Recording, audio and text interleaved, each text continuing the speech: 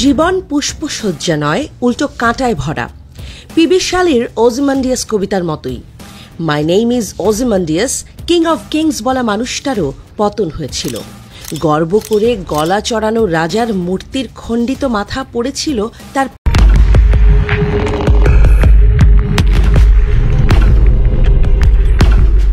ঘড়ির কাঁটা রাত 7টা ছুঁই ছুঁই। দিল্লির লোদি এস্টেটের একটি অভিজাত বাংলোর সামনে নিরাপত্তা বাহিনীর কঠোর প্রহরা। এই বাংলোর ভেতরেই রয়েছেন বাংলাদেশের সাবেক প্রধানমন্ত্রী শেখ হাসিনা। গণ অভ্যুত্থানের মুখে ক্ষমতাচ্যুত হয়ে 5 আগস্ট সামনে খোলা আছে এক অপার সম্ভাবনার দ্বার। এখন নব উদ্যমে সেই সম্ভাবনা কাজে লাগাতে মাঠে নেমেছে বাংলাদেশ।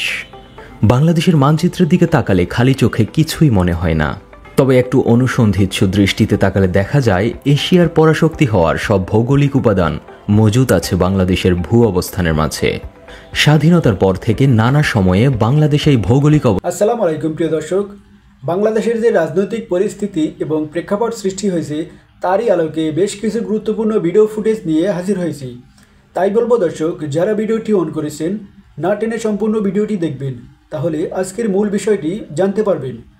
তো প্রিয় দর্শক, ভিডিওর শুরুতেই যে অংশ বিষয় দেখানো হয়েছে সেই ভিডিওগুলোর বিস্তারিত এখন দেখতে পাবেন। তার আগে বলবো, প্রতিদিনের আপডেট নিউজ দেখতে চ্যানেলটি সাবস্ক্রাইব করে রাখতে পারেন এবং পেজ থেকে দেখলে পেজটি ফলো দিয়ে রাখতে পারেন, তাহলে প্রতিদিনের আপডেট নিউজ সবার আগে দেখতে পাবেন। তো চলুন দর্শক, ভিডিওতে একটা লাইক দিয়ে ধারাবাহিকভাবে সম্পূর্ণ ভিডিওটি দেখে আসি।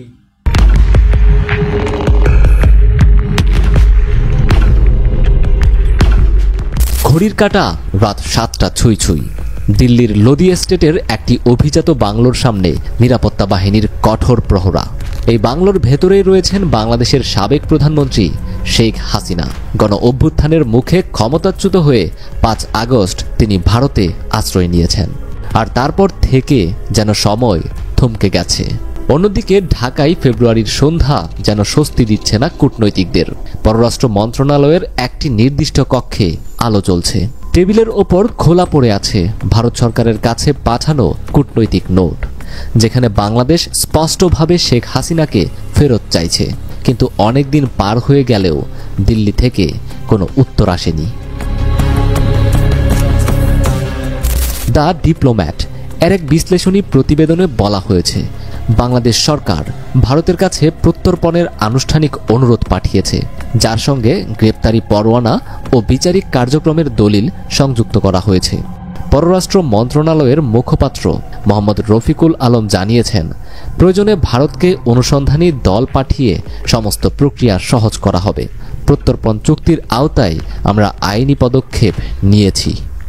2013 সালে বাংলাদেশ ও ভারতের মধ্যে প্রত্যর্পণ চুক্তি স্বাক্ষরিত হয়, যা 2016 সালে সংশোধন করা হয়। এর আওতায় দুই দেশ অপরাধীদের ফেরত পাঠানোর বাধ্যবাধকতা রয়েছে। তবে শেখ হাসিনার মতো উচ্চ পর্যায়ের রাজনৈতিক ব্যক্তিত্বের ক্ষেত্রে প্রক্রিয়াটি জটিল হয়ে উঠতে পারে। আইন বিশেষজ্ঞ ডক্টর সঙ্গীতা ঠাকুর বলেন, ভারতীয় কর্তৃপক্ষ প্রথমে পর্যালোচনা করবে শেখ হাসিনার বিরুদ্ধে যেসব অভিযোগ রয়েছে সেগুলো ভারতের আইনে অপরাধ হিসেবে গণ্য হয় কিনা। এটিকে দ্বৈত অপরাধ নীতি বলা হয়। এছাড়া রাজনৈতিক, সামরিক বা ধর্মীয় কারণে কাউকে ফেরত পাঠানো যাবে কিনা সেটিও বিবেচনা করা হবে। প্রাথমিক পর্যালোচনার পর বিষয়টি ভারতের বিশেষ প্রত্যর্পণ আদালতে যাবে। ডক্টর ঠাকুর মনে করেন, যদি আদালত মনে করে হাসিনার বিরুদ্ধে মামলাগুলো রাজনৈতিক উদ্দেশ্য প্রণোদিত, তাহলে প্রত্যর্পণ আটকে যেতে পারে। এছাড়া আন্তর্জাতিক মানবাধিকার সংস্থাগুলো বিষয়টি নজরে আনতে পারে। তারা দাবি করতে পারে ঢাকায় ফেরানো হলে হাসিনার রাজনৈতিক প্রতিহিংসার শিকার হতে পারেন। শেখ হাসিনার হাতেও বিকল্প পথ খোলা রয়েছে। তিনি ভারতে রাজনৈতিক আশ্রয়ের আবেদন করতে পারেন। যদি তিনি দাবি করেন যে বাংলাদেশে তার বিরুদ্ধে অন্যায্য বিচার হতে পারে, তাহলে ভারতে দীর্ঘমেয়াদী আশ্রয়ের সুযোগ তৈরি হবে। দ্য ডিপ্লোম্যাটের বিশ্লেষণে বলা হয়েছে, দিল্লির জন্য এটি একটি কূটনৈতিক দোটানা। জটিলতা দুই রকমের। এক, যদি ভারত শেখ হাসিনাকে ফেরত পাঠায়, তাহলে বাংলাদেশ সরকারের সঙ্গে সম্পর্ক স্বাভাবিক থাকবে, তবে এতে আন্তর্জাতিক সমালোচনার মুখে পড়তে হবে। 2, আর যদি ভারত তাকে আশ্রয় দেয়, তাহলে বাংলাদেশ সরকারের সঙ্গে সম্পর্কের টানাপোড়েন শুরু হতে পারে। দিল্লির বাংলোর একটি ছোট্ট কক্ষে বসে আছেন শেখ হাসিনা। চারপাশে ছড়ানো খবরের কাগজ, টেলিভিশনের পর্দায় স্ক্রল হয়ে যাচ্ছে আন্তর্জাতিক সংবাদ মাধ্যমগুলোর শিরোনাম, কিন্তু তার চোখে কোনো টেনশন নেই, মুখে এক অদ্ভুত নির্লিপ্ত অভিব্যক্তি। তিনি জানেন মোদি তাকে রাখবেই, কারণ ভারত কখনোই চায় না বাংলাদেশ স্থিতিশীল থাকুক। শেখ হাসিনাও জানেন তিনি এখানেই থাকবেন, এখান থেকেই তিনি বাংলাদেশকে অস্থিতিশীল করতে যাবতীয় প্রচেষ্টা চালিয়ে যাবেন, শেষ নিঃশ্বাস অবধি। পুষ্পসজ্জা নয়, উল্টো কাঁটায় ভরা। পিবি শালীর ওজিমান্ডিয়াস কবিতার মতোই my name is Ozymandias, king of kings বলা মানুষটারও পতন হয়েছিল। গর্ব করে গলা চড়ানো রাজার মূর্তির খণ্ডিত মাথা পড়েছিল তার পায়েরই কাছে। যিনি ভাবতেন তাকে দেখে সবাই সন্ত্রস্ত হবে, ভয়ে কাঁপবে, তাকেই আর কেউ হিসেবের খাতায় রাখেনি। রাজার পতনও হয়, ক্ষমতা আর দাম্ভিকতা চিরস্থায়ী নয়। দেশ পলাতক শেখ হাসিনাও সে কথা হাড়ে হাড়ে টের পাচ্ছেন। তার পরিণতিও ওজিমান্ডিয়াসের মতো, পায়ের পাদদেশেই তার খণ্ডিত মাথা। লজ্জার রেকর্ড গড়ে তাকে পালাতে হয়েছে। আর আপা ভারতে আশ্রয় পেলেও তাও চিরস্থায়ী নয়, সুতোয় দুলছে তার ভবিষ্যৎ। তিনি বাংলাদেশের মানুষের খাদ্য, বস্ত্র, বাসস্থানের ব্যবস্থা করে দিয়েছেন। নিজের আশ্রয়ের ব্যবস্থা করাই এখন তার জন্য কষ্টসাধ্য। তাকে নিয়ে চলছে টানা হেঁচড়া। শেখ হাসিনাকে নিয়ে উভয় সংকটে ভারত। তাকে গেলাও যেমন নয়াদিল্লির পক্ষে অসম্ভব, তেমনি উগড়ে দেওয়াও অসম্ভব। হাসিনাকে ফেরত পাঠাতে আনুষ্ঠানিকভাবে অনুরোধ জানিয়েছে বাংলাদেশ। সেই অনুরোধ রাখলেও ভারতের বিপদ, না রাখলেও বিপদ। দ্য ডিপ্লোম্যাটে প্রকাশিত the complex road to extradition, will India agree to send Sheikh Hasina back to Bangladesh নামের এক প্রতিবেদনে সে কথা পরিষ্কার। প্রতিবেদনটি বলছে, হাসিনাকে ফেরত পাঠানোর বার্তা দিলেও তাকে ফেরত পাঠানোর বাংলাদেশের অনুরোধের কোনো উত্তর দেয়নি ভারত। নয়াদিল্লিতে ভারতের পররাষ্ট্র মন্ত্রণালয় রিজার্ভ অবস্থান বজায় রেখেছে। বারবার অনুরোধ সত্ত্বেও তারা অনুরোধ পাওয়ার বিষয়ে স্বীকারোক্তি দেয়া ছাড়া আর কোনো মন্তব্য করা থেকে বিরত রয়েছে। 2013 সালে স্বাক্ষরিত বন্দি বিনিময় চুক্তির আওতায় শেখ হাসিনাকে ফেরত চাওয়ার বৈধতা আছে বাংলাদেশের। সেই চুক্তিটি 2016 সালে সংশোধিত হয়। হাসিনাকে ফেরত চাওয়ার বৈধতা থাকা সত্ত্বেও বিষয়টি ভূ রাজনৈতিক ও কূটনৈতিক প্রেক্ষাপটে জটিল অবস্থায় রয়েছে। যদি হাসিনাকে ফেরত দিতে রাজি হয় ভারত, তাহলে প্রক্রিয়াটি ধারাবাহিক কিছু পদক্ষেপের মধ্য দিয়ে হতে হবে। প্রথমত, তাতে আসবে ভারত বাংলাদেশ বন্দি বিনিময় চুক্তি এবং তারপরই আন্তর্জাতিক কূটনীতির কঠোর বাস্তবতা। এ বিষয়ে পাঞ্জাবের রাজীব গান্ধী ন্যাশনাল ইউনিভার্সিটির সহকারী প্রফেসর ডক্টর সঙ্গীতা তাক বলেন, যদিও বন্দি বিনিময় চুক্তিটি বিশেষভাবে নিয়ন্ত্রিত হয় টেকনিক্যাল দিক দিয়ে, তবে রাজনৈতিক, কূটনৈতিক ও মানবাধিকারের বিষয়গুলোর বিবেচনা ও প্রক্রিয়াকে অবিশ্বাস্য জটিল ও স্পর্শকাতর ইস্যুতে পরিণত করবে। আইনগত জটিলতার বাইরেও ভারতকে চূড়ান্ত সিদ্ধান্ত নিতে হবে যে তারা বাংলাদেশের অনুরোধ রক্ষা করবে নাকি প্রত্যাখ্যান করবে। এ অবস্থায় অবশ্যই সুদূর প্রসারী পরিণতি দেখা দেবে। ঢাকার দাবি মেনে নিলে অন্যান্য দেশের সঙ্গে ভারতের কূটনৈতিক সম্পর্কে উত্তেজনা দেখা দিতে পারে। তারা সেই সব দেশ যারা মনে করে শেখ হাসিনা রাজনৈতিক প্রতিশোধের শিকার হতে পারে। ভারতের ওপর চাপ বাড়লে শেখ হাসিনাকে ফেরত দেওয়াকে দেখা হতে পারে একটি নন স্টার্টার হিসেবে।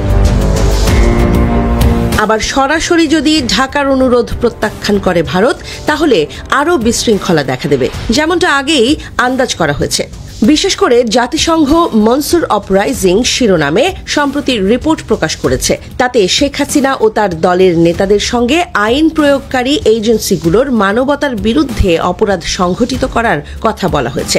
শেখ হাসিনাকে ফেরত দেওয়ার অনুরোধে রাজি হওয়া বা তা প্রত্যাখ্যান করা উভয়ই নয়াদিল্লির জন্য বিপদ ডেকে আনতে পারে।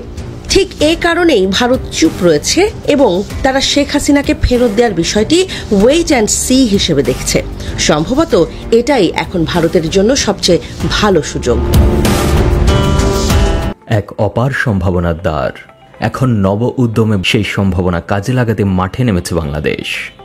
বাংলাদেশের মানচিত্রের দিকে তাকালে খালি চোখে কিছুই মনে হয় না, তবে একটু অনুসন্ধিৎসু দৃষ্টিতে তাকালে দেখা যায় এশিয়ার পরাশক্তি হওয়ার সব ভৌগোলিক উপাদান মজুদ আছে বাংলাদেশের ভূ অবস্থানের মাঝে। স্বাধীনতার পর থেকে নানা সময়ে বাংলাদেশ এই ভৌগোলিক অবস্থানের সুবিধা পুরোপুরি লাভ করতে পারেনি।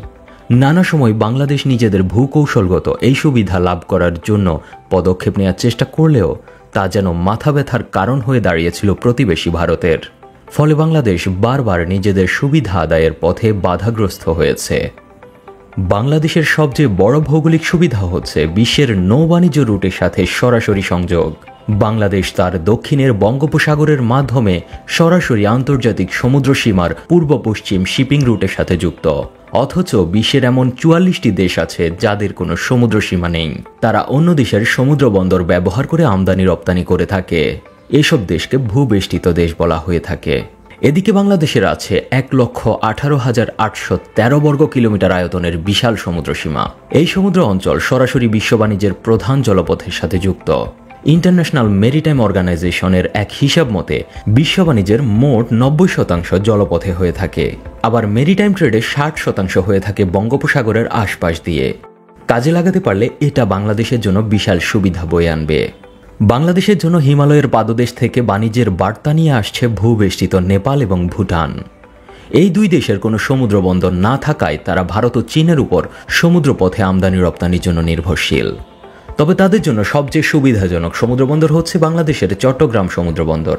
নেপাল ও ভুটানের জন্য বাংলাদেশের সমুদ্রবন্দর ব্যবহারের বাধা হয়ে আছে ভারতের শিলিগুড়ি করিডোরের ট্রানজিট, যা ভারত এখনও বাংলাদেশকে ব্যবহারের জন্য পুরোপুরি সুবিধা দেয়নি। এদিকে ভারতের উত্তর পূর্বাঞ্চলীয় 7 সিস্টার্স খ্যাত রাজ্যগুলো একই সমস্যায় আক্রান্ত। তাদের কোনো সমুদ্রবন্দর নেই। ফলে 7 সিস্টার্সের রাজ্যগুলো হাজার হাজার মাইল পথ ঘুরে কলকাতার হুগলি বন্দর ব্যবহার করতে বাধ্য হচ্ছে। এতে ভারত আর্থিকভাবে ক্ষতিগ্রস্ত হচ্ছে। বাংলাদেশ চাইলে নিয়ন্ত্রিতভাবে ভারতের 7 সিস্টার্সের রাজ্যগুলোকে বাংলাদেশের বন্দর ব্যবহারের শর্তে ভারত থেকে বাংলাদেশের প্রাপ্য অন্যান্য সুবিধা আদায় করে নিতে পারে। এছাড়া নেপাল তার হাইড্রো পাওয়ার রপ্তানি করতে চায় বাংলাদেশে, যা নবায়নযোগ্য শক্তির এক বিশাল উৎস। এক্ষেত্রেও বাধা হয়ে আছে সেই ভারতের চিকেন নেক বা শিলিগুড়ি করিডোর। শিলিগুড়ির মাত্র 30 মাইল করিডোরের অনুমতি পেলে বাংলাদেশ সরাসরি নেপাল এবং ভুটানের সাথে বাণিজ্য সম্পর্ক স্থাপন করতে পারবে। সম্প্রতি বাংলাদেশের ভূকৌশলগত গুরুত্ব তুলে ধরেছেন অন্তর্বর্তী সরকারের প্রধান উপদেষ্টা প্রফেসর ডক্টর মোহাম্মদ ইউনূস। তিনি বলেছেন, প্রকৃতির আশীর্বাদ ঠিকঠাক কাজে লাগাতে পারলে কেউ লোহার দড়ি দিয়েও আটকে রাখতে পারবে না বাংলাদেশকে। মস্ত বড় সুযোগ, পৃথিবীর দরজা আমাদের সামনে খোলা।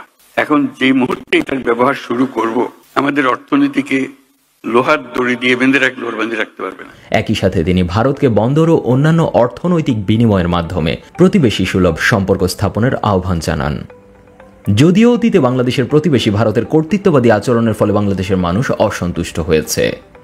2012 সালে কক্সবাজারের সোনাদিয়ায় বাংলাদেশের জন্য অতি প্রয়োজনীয় গভীর সমুদ্র বন্দর নির্মাণে চীনের প্রধানমন্ত্রী শি জিনপিং আগ্রহ জানিয়েছিলেন।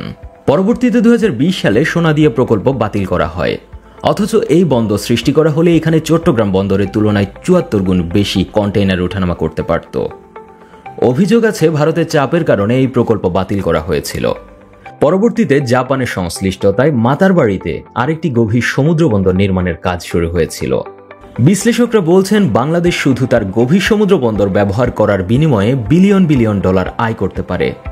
যেখানে একই নৌপথের সুবিধা নিয়ে সিঙ্গাপুর তার জিডিপির 7% পায় সমুদ্র বন্দর ব্যবহার করার মাধ্যমে। বাংলাদেশের সমুদ্রপথ ব্যবহার করে যেসব সুবিধা পেতে পারে তার মধ্যে প্রথমত মালাক্কা প্রণালী এবং চীন, জাপান ও কোরিয়াগামী জাহাজগুলোতে বাংকারিং বা জাহাজের জ্বালানি বিক্রি করে নগদ ডলার আয় করতে পারবে। এছাড়া কন্টেইনার হ্যান্ডেলিং সেবা প্রদান এবং বন্দর সেবা প্রদান করে লাভবান হওয়ার সুযোগ রয়েছে। একই সাথে বাংলাদেশ হতে পারে এই অঞ্চলের সফল ট্রান্সশিপমেন্ট হাব। বিশ্বের 20% ট্রান্সশিপমেন্ট কার্গো সিঙ্গাপুরের হাত ধরে যায়। এদিকে বাংলাদেশের জন্য বড় সুবিধা অপেক্ষা করছে। বাংলাদেশের ভৌগোলিক মানচিত্রের দিকে তাকালে দেখা যায় বাংলাদেশের সবচেয়ে বড় শক্তি তার ভৌগোলিক অবস্থান। এখন শুধু ভৌগোলিক অবস্থান কাজে লাগিয়ে ভূ অর্থনৈতিক প্রভাব বৃদ্ধি করার মাধ্যমে এশিয়ার পরাশক্তি হওয়ার হাতছানি বাংলাদেশের সামনে।